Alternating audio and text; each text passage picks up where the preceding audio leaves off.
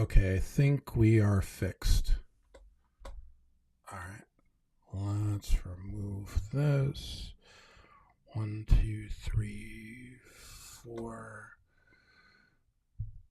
There we go. Hello, everybody. It's a bit of an afternoon show for you today.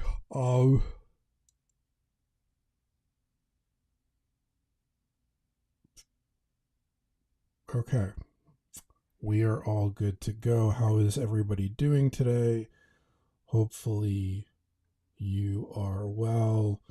I thought about doing a post. This just seemed easier for me. Um, so this is what I am choosing to do. So I wanted to talk today about a couple of things, and I really need to start scheduling these. I would probably do a lot better with my audience if I scheduled. I will let everybody know if my voice is a little bit toned down. I just got off the bike, so apologies there. And here, let me try to get that's more centered. Okay. Hi all. How you doing? It's all good. So I wanted to talk about a couple things today, and what I'm going to be talking about really has to do with something I don't bring up on a regular basis, and then that's professional speaking and keynote speaking. Yesterday, I took the time, thanks to my coach, to apply for a number of TEDx. Let me switch this to my tertiary screen. Okay. Let's make this custom. All right.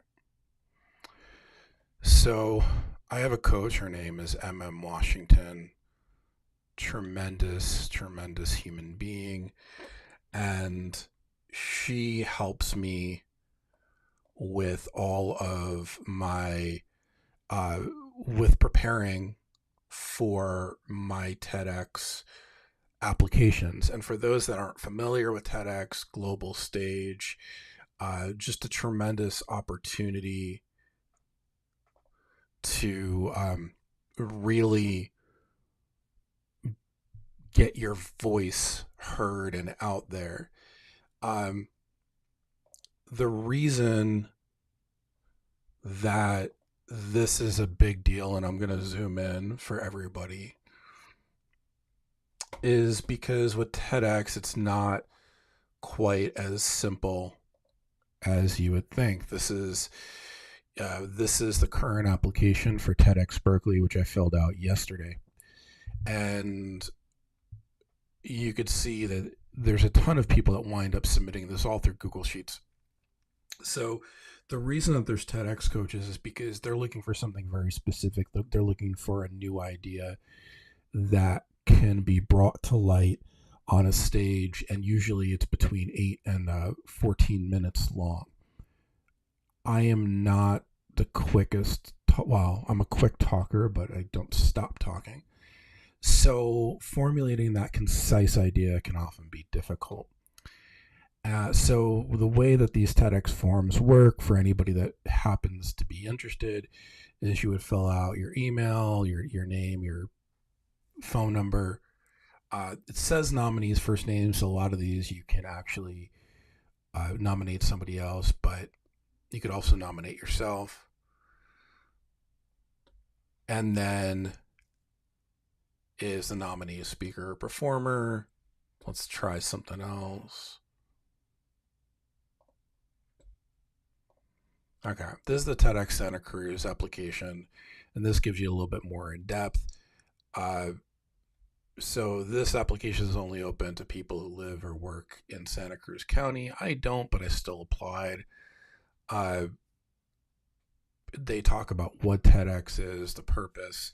Then there's a theme every year. So in this year, it's Rising Together, which talks about a scale of collaboration that doesn't exist. Not every single one is going to be strictly to locals. There was a TEDx Reno that I applied for yesterday, and that was not necessarily local. There's college campus ones, so on and so forth. Uh, it will show what matters most. And then it starts asking it questions. I've read, not skimmed, what a TEDx is. I've really read the guidelines. This one's a little bit more, I'm going to say the word fun. I'm available for the times, and a lot of times with TEDx, they make you work with a coach in order to perfect what you're doing. So in this one, they want 7 to 9 minutes. And then you fill out the application, the pronouns, what your background is, the idea that you want to share to the world, the category it fits under, articles or web links that are related to your work. Why do you think you would be an awesome performer or speaker? And then this one was really detailed and asking to share time when you worked in collaboration with somebody that you've been proud of. This was one of also 2 that I filled out that requested a video that needed to be uploaded talking about your idea. The idea that I worked out with is to talk about being a guy with an eating disorder and body image issues. Is something that I never really thought was possible growing up when I started dealing with it. And the reason that this novel idea is not necessarily because it's novel, it's an idea that's out there, but there's not a whole lot of talk on it. Now, in previous years, I've tried to go in with different talks and in different aspects. This is the first year I feel like I've had a pretty good idea on what a TEDx should be, how it should be delivered, and what it means to fill out the application. Now, my goal was never to be a TEDx speaker. I'm not necessarily gung-ho on it. Thanks, Gabe. But in this case, with what I'm trying to do, it's the next natural progression and really a jumping off point for me, so to speak, to get this message out there. And in talking with it's really helped shape some of the next iteration of who I am and what I want to do. I had 4 main keynotes that I had put on my one-pager, and to be frank, I removed 2 of them and added 2 more. So I changed out 2 based on the direction that she helped me decide to go in, which is a really big blessing. 2 other things that are sort of random that I wanted to talk about today, and I'm going to start with one that's this is probably not the right time to discuss it, but I'm going to anyway. So about a year ago, I started to see what it would be to plan my own in-person event, my own in-person summit. And the thing about it was, being who I am, I wanted to ensure that the summit, whatever summit that I am spearheading, is the most inclusive conference you will ever go to. I want it to be global. I want there to be American Sign Language instructors. I want it to be at a resort so people don't feel like they have to leave their kids. I want it to be spaced out enough that nobody is rushing to the bathroom in the 2 minutes in between talks because they ate some seafood that ain't sin well from the night before.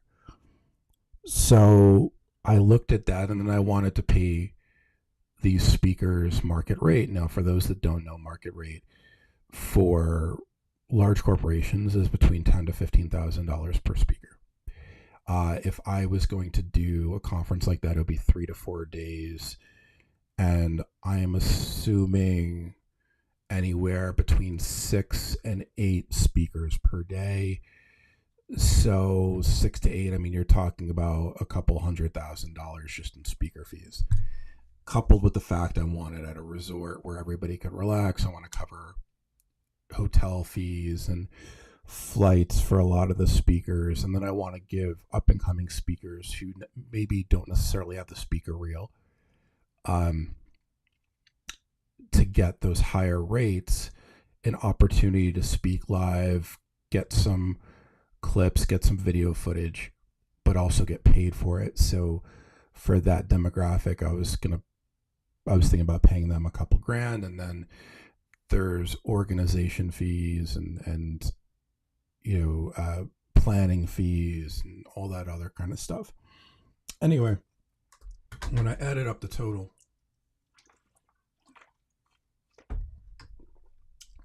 it looked to be like $350,000 to $500,000 to do it the way that I wanted. Now my ass is broke, dead broke, so that was not going to be a possibility. So the next thing I was asked to do was potentially do a virtual conference. Pushed back on it at first, then thought about it. I am in the very, very early stages of putting together a virtual conference. It's going to be a Future of Cell Dan Roth Consulting collaboration, meaning that I'm going to be working with Future Kane on it, but a lot of it is going to be handpicked speakers by me. So if anybody gets angry, that's on me. The thing about putting on a virtual conference is I have a lot of reservations because I don't want, the worst thing you could do as an organizer, and I've had this happen, is you get these hand-picked group of amazing speakers and then nobody shows up. Now, the catch-22 is, if you were to create a free conference, then you'll get a lot of respondees, but nobody is committed to actually showing up because, hey, it's free. If you put a high price tag on it and call it an exclusive conference, then nobody's going to want to buy. So finding that happy medium is really critical. The other thing is I'm very much going against the grain. I have been advised pretty strongly not to pay speakers. And this is by people I trust. The thing with it is, hey JP, I just got done biking almost 20 miles. So I am tired, but for a good reason. So yeah, I got told it would not be smart to pay speakers, because when you're putting on a virtual event, there's a ton of different things you have to look at price wise. But my thing is, I am a white anti-racist who works in diversity, equity, inclusion with twin daughters and a wife. It goes against everything in my soul to ask people to speak for free. So I'm not going to do that. I'm going against the grain. I'm going against the recommendations. I'm hoping, even though it's not market rate, that I can pay $500 to $1,000 per speaker. I know that with the group I'm currently going through, Not everybody is going to request payment, but I want it to be there. So the thing with building out these virtual conferences and events is that if you're like me and you don't have money to spare, and you can't necessarily rely on anything, then what you have to do is build up and look for sponsors. And currently, that is where I am in the process. I am actively looking for about $15,000 to $20,000 worth of sponsorship for the event, and I'm building those sponsorship packages out so that the sponsors feel like they're being adequately compensated with marketing, with outreach, for their investment. And part of that is making sure that all the marketing and everything is done in a way that attracts a ton of people. So I'm still working out whether or not I'm going to charge for the event. But if you know anybody that's interested in sponsoring something like that, the basis for the event is going to be global leadership and inclusion. And anybody that knows me or knows Future Kane knows what we're about. I haven't told this to Future. I kind of want to call it the Sit With Yourself conference, but that's kind of her thing. So I have to see. But this should be a really, really great opportunity. I mean, I still want to get a sign language interpreter to be there. I'm going to use Ecamm to Ecamm Live integrations. I actually just sent a message to Katie. I'll talk to her next week. I'm reaching out to a bunch of my contacts, but if anybody knows any organization that wants to sponsor the event, I'm going to be doing a lot of stuff in house. So yeah, JP, you have to put on with sponsors, and that explains your 15-minute intro to all your shows. But I'm just joshing with you. I mean, it's only 10 minutes. No, we are going to have to find those sponsors.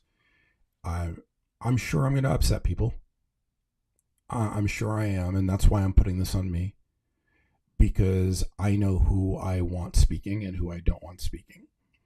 And there's going to be a bunch of people that feel like they're close to me that may not get asked, but what they have to realize is that I want there to be the demographic be from all over. So I want there to be those in their early 20s. I want there to be speakers from Australia and South Africa and Nigeria. I want the UK represented. I want Botswana and all different places. Canada really incorporated within the event. I never said that, JP. I'm not. I don't want Gabe. No, I'm just kidding. I honestly don't know. I have a couple people that I know I want there, and I'm still looking through. Like, I really have to sit down with Future and say, hey, these are the type of people that I want coming on and speaking. And I think it's going to be a mix of very well-known individuals as well as some people that you need to know. And that's a really important part. The one thing I can guarantee is that they're experts in their field that provide incredible value. And the thing about it is that sometimes people don't always realize that value. So I think there may be even a couple of people that are surprised when I ask them. But it's very apparent to me what these people are bringing to the table. And as somebody that, as much as I talk, I observe even more, I'm 1,000% confident that the group I'm putting together is going to have as much, if not more, synergy than anything you've seen all year, or more. Yeah, JP, it's interesting because I've put off doing this because I never had the finances, and I, quite frankly, I've never been in a point where I've had a team that I felt comfortable relying on and backing me for stuff.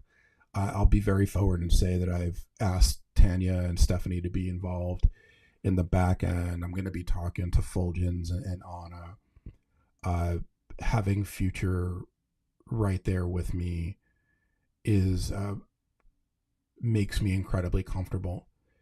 So this is the first time I've really been in the position where I didn't feel like I had to stress as much as I have, because before it was all me. I was putting everything together, all these events, all this buy-in, and that's the other thing about buy-in. When you're a strategist like me, I understand what it's going to take to reach the max audience. I'm going to create the materials that are going to provide to allow people to reach the max audience. I'm going to put these people in a position of opportunity where they can increase their money or they could increase their business by being on my stage. And it's not because they're going to be sell, sell, sell, sell, sell. It's the platform that you give them and the opportunity that is, if I position them correctly, then all they have to do is be themselves and the rest is going to take care of itself. And that's ultimately what I love doing. Uh, whether it's those people that, again, others aren't aware of, or whether it's individuals that everybody knows, but they don't necessarily know what they're doing. Like Linda Lee is a friend of mine. If you don't know Linda, she just hit 500,000 followers on LinkedIn. One of the first things we talked about is how she wanted to get into professional speaking. Now, the average person is going to think, okay, 500 followers, she must be flush with opportunity. But it's when we make those assumptions about those people that oftentimes they miss out on the opportunity. It's, I experienced the same thing. Everybody assumed I'd be able to find a job like that. And here I am, coming up on a year later, struggling. So there's a lot to it. But if I do this, I sort of have to prepare myself because I put so much pressure on to ensure that I'm doing every little thing right and every little T is crossed and I is dotted. And it's not even as much for me because I don't think I'm even going to be getting any financials out of this. Shit, I don't even know if I'm going to be speaking in my own conference. It depends on if there's value in me speaking when I look at the roster. But this is how we operate. This is how I operate. So if Tanya or Crystal Johnson or Linda Lee can maximize their audience and get more people there, all the better. And that opportunity comes across. And there's a couple of people that are going to know that they're going to be invited to speak. I mentioned Future. Jen Buck should be a pretty obvious one if you know me and you know my work. I want to get Tanya out of her shell. Tanya has so much more. No, it's going to be a 3-day event, but it's going to be 3 half days. And the reason I'm doing that is because when you do a full day event, somebody has to block the entire thing all off. What I'm going to be doing is making this extremely inclusive. It's going to be 30 to 40 minute presentations with a 20-minute gap in between.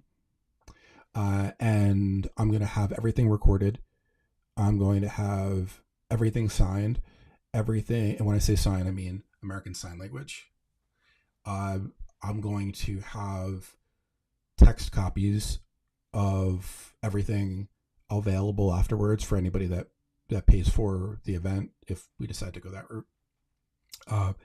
And a lot of that is influenced by a conference I went to about 15 years ago. It was called the ADD Virtual Conference.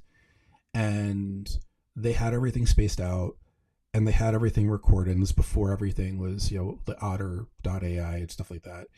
And they made it extremely easy for people to follow along, but also pick up where they needed to if they did miss a couple things. And that's so important to me as somebody that is neurodiverse, because I know I can't sit still for 8 hours at a clip. It would drive me batshit crazy. So by creating these areas of inclusion, um, I really want it to be dynamic, and I want it to be live. The main talks are going to be live. One of the things I'm thinking about is having if I have 10 to 15 main speakers, I'm thinking about doing 15 to 20 minutes with a bunch of others that may be more up and coming, and having those be available on demand uh, for others, because I don't love recorded conferences. There's a level of disconnect that bothers me. So I don't want to do that. But if I could have those main speakers be live and the rest have an opportunity to provide something that's recorded, that's a different story. And I also have to keep in mind, I'm never going to find a time of day that's going to be inclusive for everyone. So if I am having people from Nigeria or Australia or otherwise, then I want to make sure that they have an opportunity to speak. And if it has to be recorded, then it will be recorded. When I did my keynote for Insight EduTech in Nigeria, I wound up staying up Pacific time to 2 or 3 a.m. to speak, and then their internet went haywire. So 3 a.m. I had to record my talk and then send it into them. So there's always a matter of planning for the unexpected. As always, as I'm talking through this, I'm going to try to leave stuff every side of the way.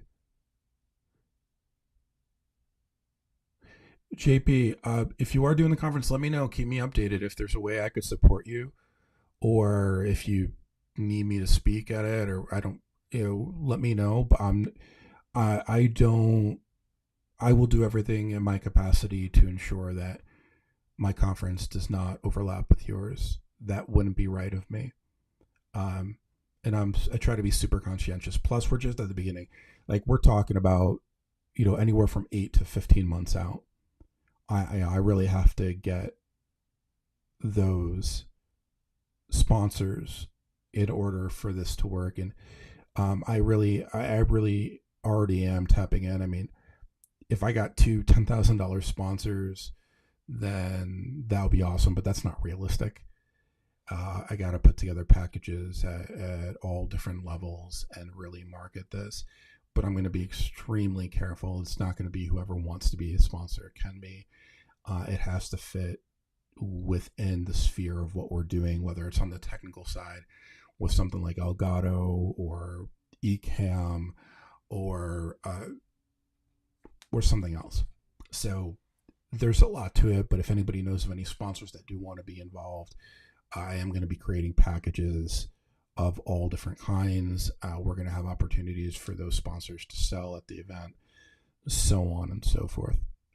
So that is going to be coming up. One last thing. We do need to be open to support JP. You're 100% right. For me, nothing's a competition. I know that's easier said than done, but the only person I'm competing with is myself to put on a better event tomorrow than I did today, to be a better speaker tomorrow than I was yesterday. And for me, collaboration is key. Like, when I started working with Fulgens, with all due respect, and it's his birthday, so happy birthday, Fulgens. Choosing to work with him was taking money out of my pocket, because realistically, I didn't need to work with him. But him and Anna are better than me at a bunch of different things when it comes to the creation within Ecamm, and a lot of the graphics and animations. So even though I was losing money, I was gaining a lot, because through the experience of working with them, I wound up seeing how they do things, and then that made me better as a human being, but also made me better at what I'm doing. And I'm going to continue to share opportunities with Fulgens and Anna going forward, because I want to be around people that elevate me. I don't want to be the smartest person in the room. I don't think I'll ever be the smartest person in the room, to tell you the truth. Not as long as I live with my wife. So I love that idea of collaboration over competition. So I'm going to segue into the last thing I wanted to talk about today, and this is going to be completely different than anything no, I don't want that. I want this. This is going to be completely different than anything that I've spoken about so far on this particular live. Again, I really have to do better at planning these lives that would actually get people watching if I actually put stuff together. So something that's been sort of annoying me is this distinction between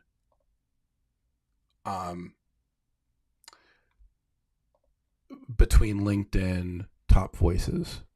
So let me just let this go. So here's what I mean by this. I am a 6-time or 5-time LinkedIn top voice.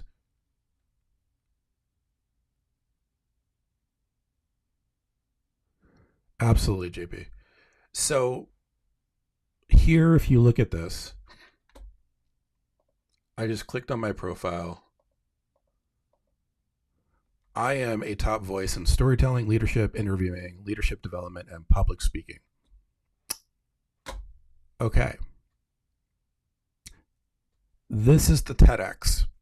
I am a TEDx top voice. And you'll understand what I mean in a second. So, hi, Katie.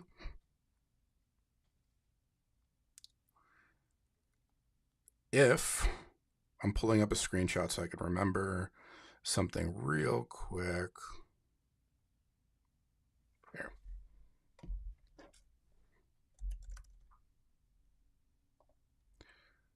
This is Mita Malik of New York City. 125,881 followers, LinkedIn top voice. Now, if you notice, mine was the same, but it was green. This is different. Mita is part of the Top Voices program, an invitation-only group of experts across the professional world. I'm going to click Learn More. Okay. Members on the platform have the ability to earn one of two versions of Top Voice badging in their profile, either as part of the LinkedIn Top Voices or the Community Top Voice program. So I am a Community Top Voice. Mita is a LinkedIn Top Voice. Here's the difference. The difference is that in LinkedIn Top Voice, invitation-only program featuring global group of experts covering a wide range of topics across the professional world, helping members uncover valuable knowledge relevant to them. Previously known as Influencer Program prior to 2022.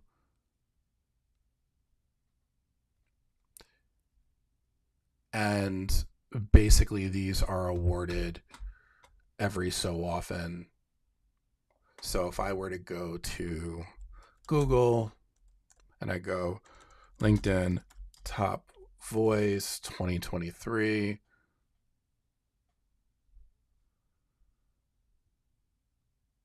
then you are going to get these: Gary V, Neil Patel, and